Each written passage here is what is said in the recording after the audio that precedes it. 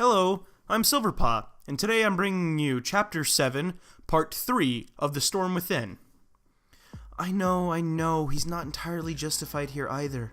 You've both done things you shouldn't have, but Fox, you've got to take the first step in making things right. Her grip on his shoulder strengthened a bit. No matter how much you hate his guts, he's still our guest. You need to apologize for your comments about his lost ship. Fox didn't meet her eyes. He deliberated for a moment, eyebrows furrowed, before sighing defeatedly. Okay, fine, I'll apologize. He lowered his voice somewhat, even if I think he's the one who should be doing the apologizing. He was confident he was justified in his actions. He wouldn't have made that comment to Wolf if the lupine hadn't been so bothersome in the first place. An apology is worth more than you could ever imagine. I know you don't think so now, but believe me, you'll be surprised at how quickly it'll set you both on the right track. We'll see about that, he muttered. You just wait. She beckoned to him from the doorway. Come on, let's go make things right. Fox smirked as he followed her lead. Or at least try. Wolf was alerted by the now familiar shwoom of the medbay door opening. Crystal entered the room, breakfast in hand, while Fox followed more reluctantly. We're back. The lupine hesitated for a moment. Hello again. Crystal approached the bed politely. We brought you something to eat. She held the bowl out to him. The gray porridge-like concoction sat in a sad pool in the middle of the bowl. It's not delicious by any standard, but it's highly medicinal. Your body will thank you, even if your taste buds don't. He eyed the pitiful meal from a distance, no doubt weighing caution against hunger. He grabbed the bowl from Crystal's hands, sniffed the contents twice, then licked them tentatively. He processed the taste for a moment, decided the food wouldn't kill him, and then lapped up a larger portion. Crystal raised an eyebrow. You're not bothered by the taste? Wolf swallowed. I've had worse. He lapped up some more of the soupy mixture. Oh! Crystal laughed nervously. I forgot to get you a spoon. Let me go grab one for you. She turned to leave, hesitating at the sight of Fox still standing by the doorway, and gave him a pointed look. He knew exactly what this meant. This is your chance. She passed him and left the room with a final shwoom of the door. The room was filled with silence again, the only sounds being the occasional beep from the medical equipment and the gentle hum of the engines. Fox studied the floor beneath his feet, planning his apology to Wolf. After thinking for a moment, he raised his head and spoke. So, Wolf eyed him silently in response. I think we need to talk. Your wish is granted, Wolf replied. We're talking. Fox rolled his eyes. You know what I mean. What is there to talk about? The ship comment. Fox took a breath. The sooner he could fake an apology to Wolf, the sooner Crystal would stop scolding him for the whole ordeal. Though I felt it was justified, Crystal thought otherwise, and... He sighed. Sorry. Wolf studied his face for a moment. You're not sorry, he replied flatly. How would you know? You clearly still think you were justified in the matter. You said so yourself. He turned to his food. You're only apologizing because Crystal told you to. Now listen here, you... Look, McLeod. His voice had an edge to it for a moment. I know you don't like me. You've made that very clear from the get-go. And you don't have to.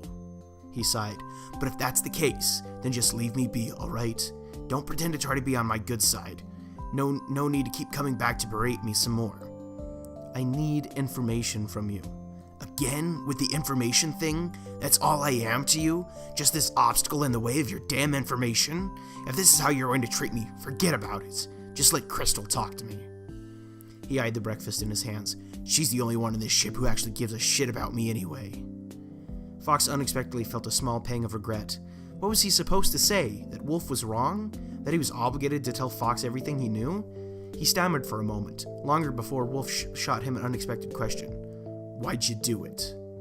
It took Fox completely by surprise. Why'd I do what? Wolf glared. Don't play dumb here. I don't know what you're talking about. You know damn well what I'm talking about. Wolf paused, but Fox was silent. Why'd you save me? He forced the words through his teeth, as if they were poisonous. Over all these years we've been at each other's throats, and you had me beat. Again. You should have left me to die. Fox gulped. Why would you choose to keep me once you found out who I was? I already told you I needed information. And I already told you I've got no information for you. Why won't you let me go already? Fox cleared his throat and met Wolf's glare. Look, if it were up to me, you'd be a floating corpse in space right now. Only reason you aren't is because Peppy begged for us to keep you. He said it would reflect better on all of our team if we didn't leave you behind or something. That's all. He knew Wolf wouldn't believe the lie. I expected you of all people to be a better liar. You sure are easy to read, pup. Fox's ears perked a bit. What was he playing at? Wolf promptly looked away before continuing. I know you're lying. I assure you, I'm not. Give me one reason why I should believe that load of crap. You know what? You're right. I'm starting to doubt that decision. He now realized it had been foolish to convince the others to keep his nemesis aboard. Once we get what we need from you, we'll drop you off somewhere and then you can make your way back home, wherever that may be. Then life goes back to normal for everyone. Don't jump to any conclusions, it's simply business as usual. Jeez, listen to yourself. Wolf rolled his eyes. Do you actually think you're fooling anyone here? You and I both know that what you've done was more than just business as usual. It would have reflected better on your team if you just let me die, instead of giving me a chance to go on living. Even Peppy knows that. Why wouldn't you want to do the system a favor, confirming the death of its #1 criminal? So that's what you're going to do then? Return to a life of pillaging and thievery? After all we've done for you? Fox approached the bed slowly. We've given you a second chance to live, and that's how you're going to use it? It was hard to believe how ungrateful Wolf continued to be. The bastard seemed to keep forgetting he would have been dead if it weren't for Fox's help. So, that's what everyone thinks of me, huh? Wolf began to retaliate. I'm just a thief? A pirate? A heartless criminal? Yeah, clearly I just kill and cheat and steal because I like it. Just for the hell of it. Just because it's a fun pastime. What would you know, Mr. Fox McCloud? He hissed the name through clenched teeth. The most celebrated hero in the Lilat system. When you've got even the slightest need for anything, you get it. Immediately. No questions asked. No doubting your intentions. No fear of being ambushed. Nothing. You don't know what it's like to pilot a ship that's in constant need of repair, or to figure out where you're going to go to get next week's food. Wolf was leaning forward in bed now. His eyes was filled with the ferocity of a wild beast, just as it was when he had woken up. You don't know what it's like to be loathed by all of Lilat. You have absolutely no idea what it's like to live anything but a perfect life. Fox was too wrapped up in the argument to notice the hint of jealousy in Wolf's voice. Oh, no, everybody thinks. Fox must have the best life. I want to just be like the oh-so-great Fox McCloud. But believe me, it's not all it's cracked up to be. At this point, he started pacing around the lupine's bed. Never a single moment of peace having to attend every banquet and putting up with everyone that wants to talk to you and having to make the same damn speeches over and over again. Part of him knew he was overreacting, waving his arms frantically as he spoke, but he couldn't stop himself. You know how many times I've had to escape from the public eye because somebody started freaking out about me seeing me and ended up drawing too much attention? He was mere inches from Wolf's face now. I would give anything to live one day in the life of a normal civilian, to live peacefully without my every action being broadcast through the entire system. I'd give anything to live as a nobody. He was expecting a vicious response from his rival, but was met with a soft sigh. You and me both, pal. His tone caught Fox off guard. Wolf's expression was hardened with something other than anger.